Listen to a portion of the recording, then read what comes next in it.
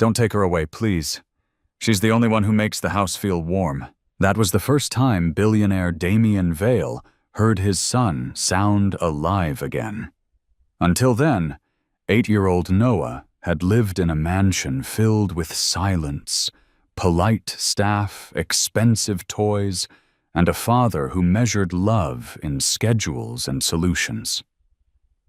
Then Amina Brooks arrived as the new housekeeper, a black woman with gentle hands and a laugh that didn't echo but settled like a blanket over a frightened child. Noah began to smile, to speak, to run down the stairs just to find her. Damien told himself it was good for the boy, yet something in him tightened every time Noah reached for Amina instead of him. Damien's fiancée Vivienne Hart noticed too. In her eyes, Amina wasn't help, she was a threat. At a lavish gathering, Vivienne staged a cruel spectacle. A missing ring accusations whispered loud enough to bruise and a search meant to humiliate. Amina was dismissed before she could defend herself. That night, Noah broke. Fever rose words, vanished food, untouched his body, protesting the loss of the one person who made him feel safe. Desperate Damien reviewed the security footage and watched the truth unfold Vivienne's lie, and worse, her deliberate cruelty toward Noah to frame Amina. Damien drove into the city's poorest streets, pride left behind. He found Amina beside her ailing mother, trapped by hospital bills. "Come back," he pleaded, voice cracking. "I'll take care of her. I'll take care of everything." When Amina returned and gathered Noah into her arms, the boy finally breathed again. And Damien, watching them, understood what money never taught him: love isn't owned, it's chosen. Vivienne Hart didn't hate Amina Brooks. At first, she simply didn't understand her. In Vivienne's world, affection was something you earned with pedigree and polish, something you displayed at the right angles for the right people.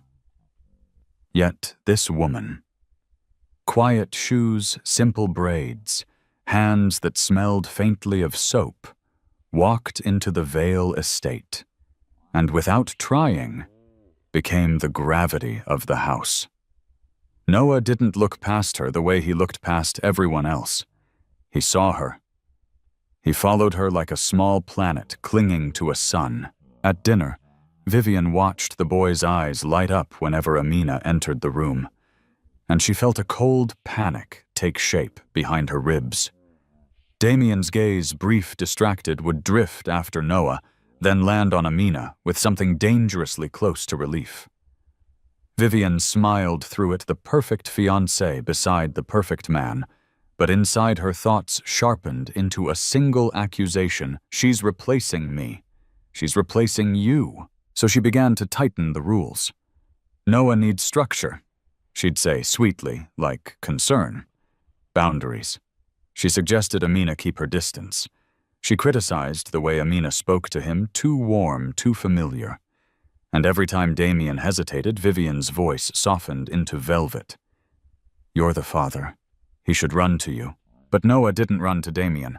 He ran to Amina. The more Vivienne tried to reclaim control, the more the house slipped through her fingers. Staff whispered. Noah cried harder.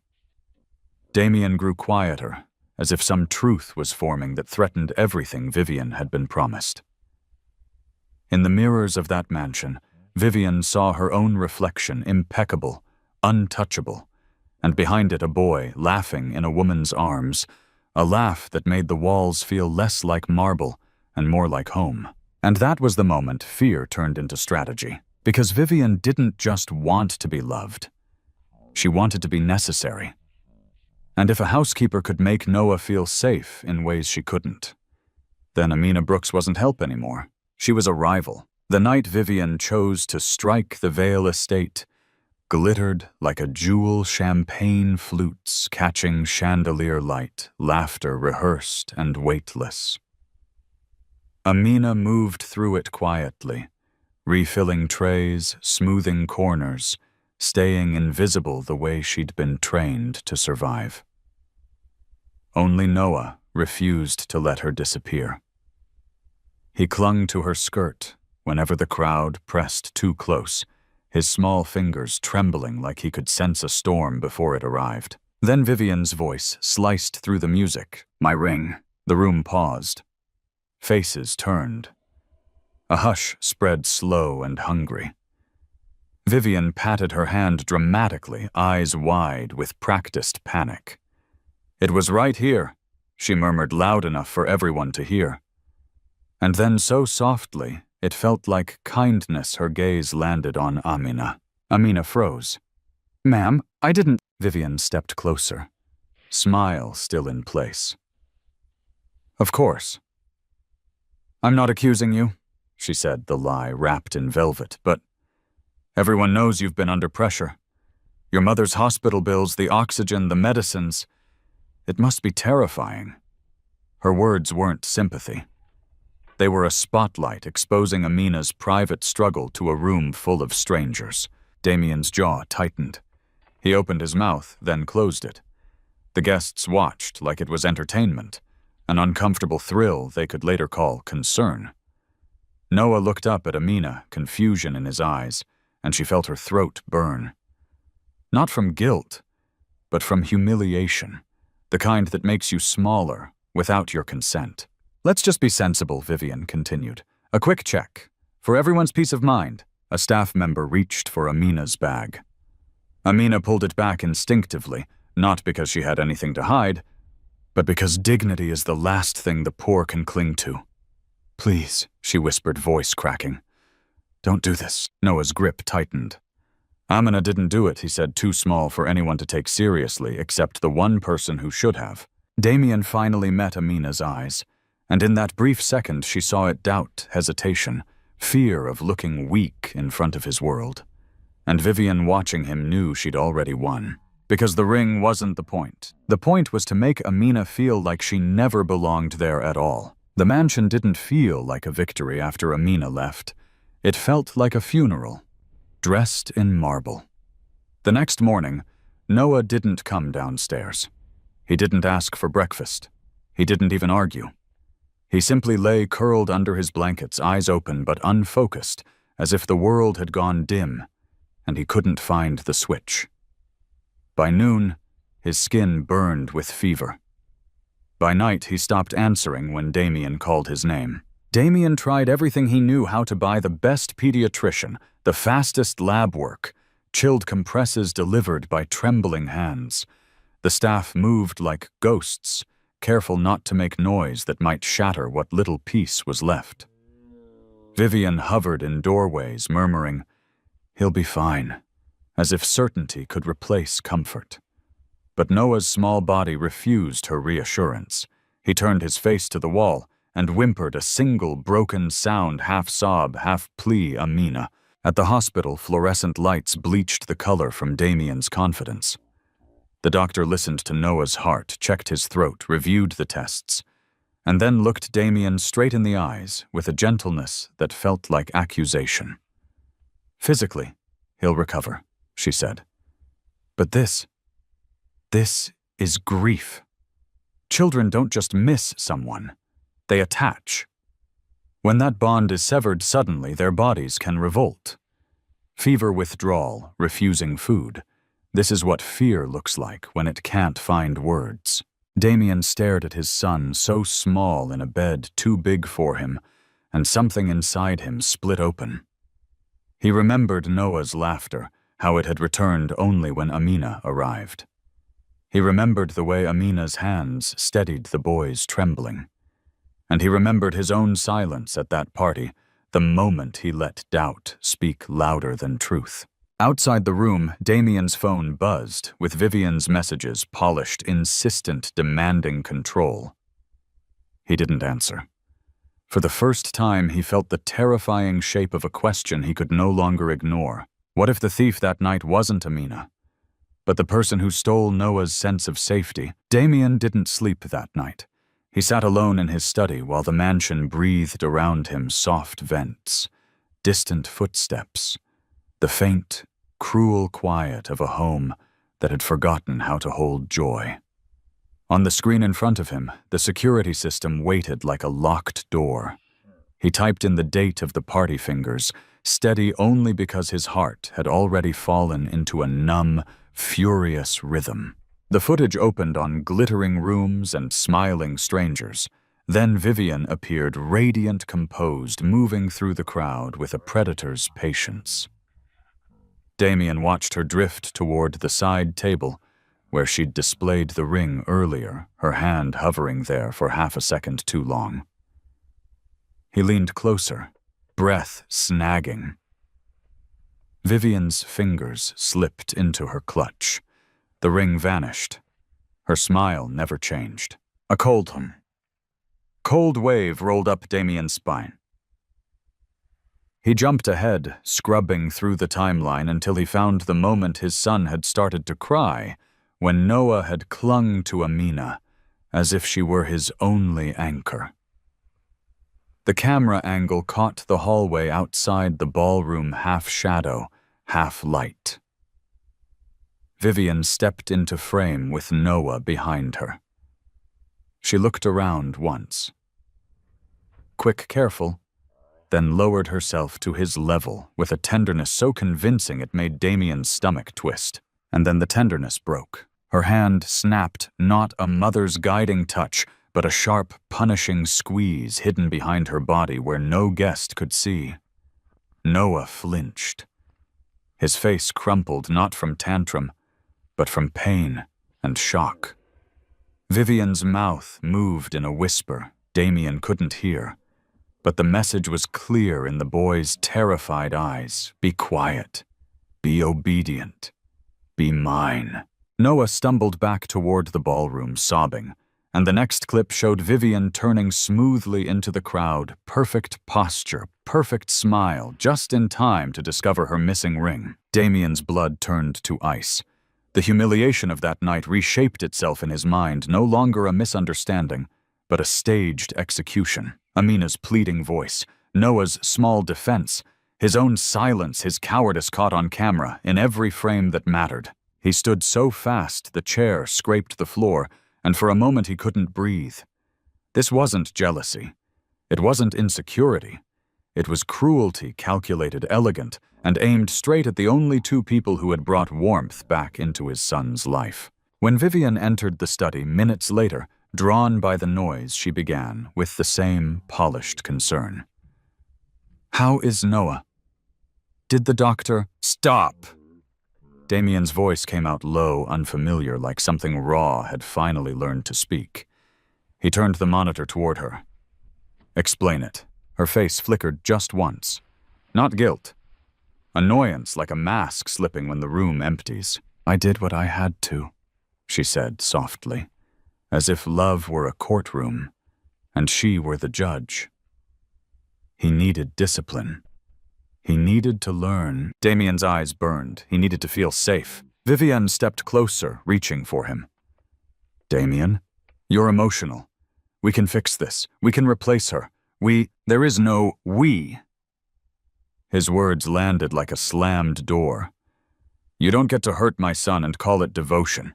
You don't get to destroy someone innocent and call it order." For the first time, Vivian's smile collapsed entirely, and Damien, watching it fall, understood the truth with brutal clarity. The ring had never been missing. His fatherhood had been. Damien didn't wait for morning. He didn't call an assistant, didn't summon security, didn't draft a statement to protect his reputation the way he'd protected everything else. He simply grabbed his coat, his keys, and the one thing he couldn't buy back with paperwork, time, and ran. Outside, the city was wet with winter rain, streetlights smearing into gold and red streaks across the windshield.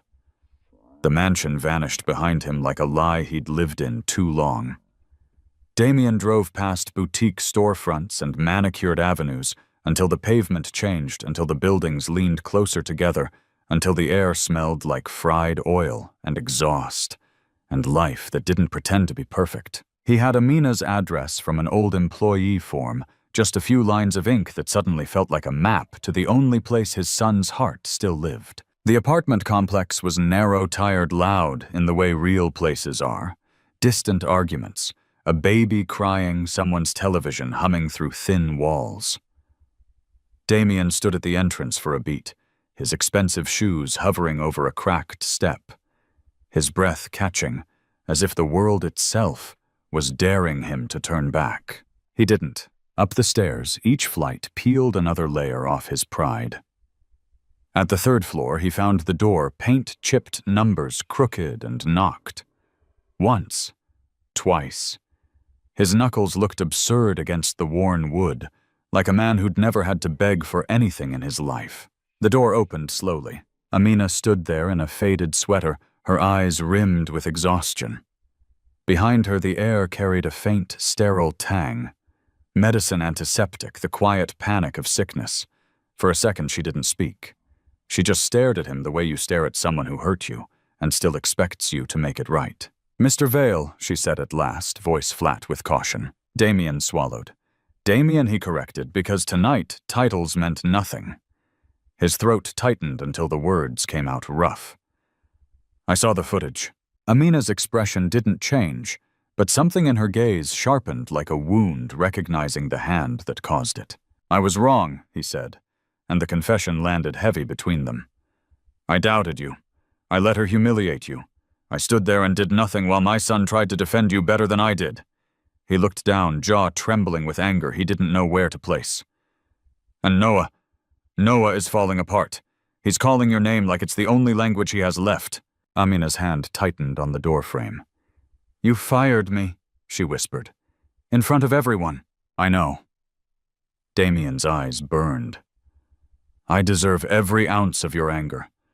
But I'm here because I don't know how to help him without you." He lifted his phone, the screen still glowing with the truth he couldn't unsee. "Vivian did it. All of it. And I ended it completely." Silence stretched. Somewhere inside the apartment, a soft cough echoed, thin, fragile. Amina's gaze flicked toward the sound, and Damien finally understood the full weight of what he was asking her to leave behind. He stepped closer, not crossing the threshold, not demanding, just offering what little humility he had left.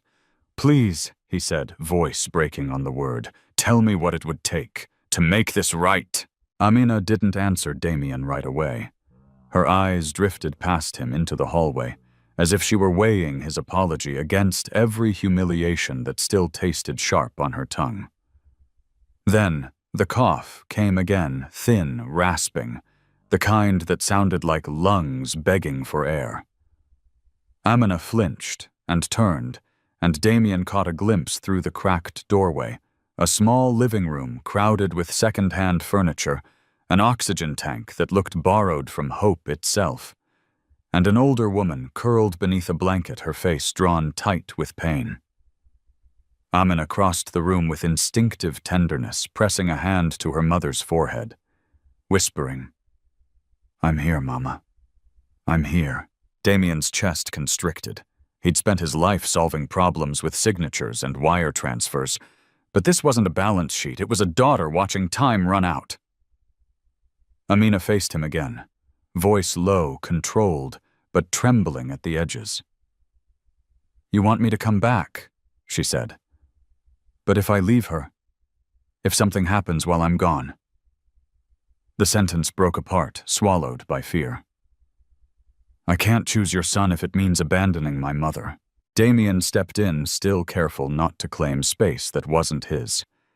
"Then don't," he said, and for once there was no negotiation in his tone, only certainty.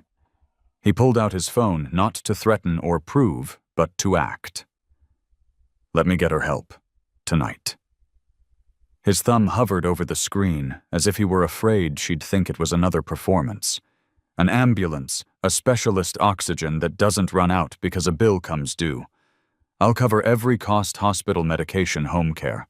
No conditions, no leverage, just what should have been done the moment I learned you were drowning. Amina's eyes filled, but she refused to let the tears fall like she'd been taught, that crying in front of powerful people only gave them more control. Why, she whispered, "Because you need me to save Noah." Damien's jaw worked, pain flashing across his face. "Because I watched my son lose the one person who made him feel safe." and I realized I helped take that safety away. His voice broke on the truth. And because I saw your real life was never a rumor for people to weaponize. It's a burden you've carried alone. You shouldn't have to. Amina looked back at her mother, then down at her own hands. Hands that had soothed a child's nightmares and scrubbed floors until her knuckles split. The room felt suspended between two worlds, one built on marble, one built on survival. Finally, she nodded once, small and shaking, as if agreeing cost her something precious. Get her help, Amina said. And then, I'll come, for Noah. Damien exhaled like a man released from a trap, dialing immediately, because this time he wasn't asking Amina to choose between love and loss. He was finally choosing to be the kind of man who didn't force anyone else to. When Amina stepped back into the Vale mansion, it didn't feel like returning to a job. It felt like walking into the aftermath of a storm. The air was too still, the corridors too bright, as if the house had been holding its breath since she left. Damien led her upstairs without the usual distance, his shoulders rigid with dread. And when the bedroom door opened, Amina saw Noah, lying small and hollow in the sheets, cheeks flushed with fever, lips cracked, eyes fixed on nothing. Amina. The word escaped him like a thread of light. Amina crossed the room in 2 strides and sank beside him, careful, steady, as if she were approaching a frightened animal that might disappear if startled. She didn't speak first. She simply laid her palm on his forehead, then slid her hand into his trembling fingers. Noah's grip snapped tight, desperate, breathless, like he'd been falling for days, and finally found something solid. "I'm here, baby," she whispered, voice warm enough to make the cold in the room retreat. "I'm not going anywhere." Noah's eyes fluttered, searching her face, as if he needed proof she was real. Amina pulled him gently against her chest, rocking him in a slow rhythm that matched the quiet beat of survival. Then she began to hum, soft at first, a melody without words, the kind mothers sing when language is too small. The sound filled the space between heartbeats. Noah's shoulders loosened. His breathing, shallow and panicked, began to deepen as if her presence reminded his body how to live. Across the room, Damien stood frozen. He watched his son melt into Amina's arms, watched the fevered tension ease from Noah's face, and something in Damien's expression crumpled, relief braided with shame, so sharp it almost looked like pain. He pressed a hand to his mouth, eyes shining, as if he were witnessing a miracle he didn't deserve. Amina didn't look back. She kept humming, kept rocking, kept holding the boy who'd been punished for loving too openly, until Noah finally let out one long, broken sob and whispered into her shoulder, "I thought you were gone forever." Amina kissed his hair. Not forever, she promised. Not anymore. In the weeks that followed, the Vale mansion began to change in ways money could never design. Damien stopped hiding behind meetings and closed doors. He learned Noah's bedtime routine by heart, the exact way the nightlight had to face the wall, the story Noah liked when his chest felt tight, the quiet pause before sleep, where a child tests whether love will stay. And slowly, Noah stopped flinching at footsteps. He started eating again. He started laughing again, small at first, then full-bodied, the kind of laughter that makes adults forget their pride. On Noah's birthday, the house filled with guests and glitter once more, but this time it didn't feel like a performance. Amina stood near the edge of the room, ready to fade into the background out of habit, until Damien crossed the crowd and held out his hand.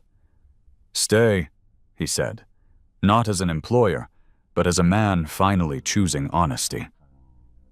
Noah tugged her forward, eyes shining, and pulled them both into the center. Airplane Noah demanded arms raised. Damien hesitated, then lowered himself, lifted Noah up, and spun him through the room like the world was light again. Noah squealed, clinging to his father's shoulders, while Amina laughed beside them, steadying the boy's legs. Guests watched, startled by the simplicity of it, a billionaire on his knees, a child safe in the air, and a woman whose warmth had stitched a broken home back together. Damien caught Amina's gaze mid-laughter, an unspoken apology, a wordless promise. And in that moment, the mansion finally felt like what it had always pretended to be, a family. Sometimes the most expensive price isn't money. It's the silence we keep when we should protect the innocent, and the ego we cling to when we should choose love. A child doesn't need the very best of everything in the world. They need someone who stays, who listens, who holds them when they're afraid. And a family isn't built on fame, but on presence. If you were Damien, what would you do to make amends? And do you think Amina should forgive right away? Share your perspective in the comments below. I read everyone. If you want to see more moving stories like this, don't forget to subscribe to the channel and turn on notifications so you won't miss the next episode.